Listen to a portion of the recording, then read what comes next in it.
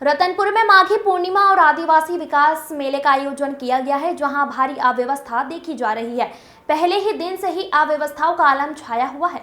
मुख्य अतिथि अमर अग्रवाल के देर रात कार्यक्रम में पहुंचने से जहां खाली कुर्सियों को देखकर पहले नाराज हो गए और अब इसके बाद दर्शकों के बैठने के लिए लगाई गई कुर्सियों को हटवा दिया गया। मेला देखने पहुंचे आदिवासियों को बैठने के लिए कुर्सी तक नसीब नहीं हो रहा है और मजबूरी में लोगों को जमीन पर बैठना पड़ रहा है। हालांकि कागजों पर लाखों रुपए खर्च किए जा रहा है, उसके बाद भी आदिवासी विकास मेले में भारी लापरवाही देखी जा रही है।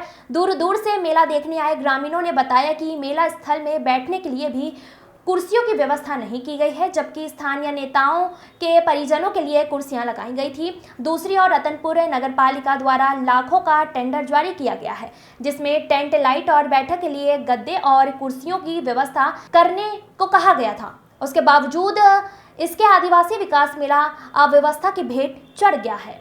जितेंद्र भास्कर की रिपोर्ट।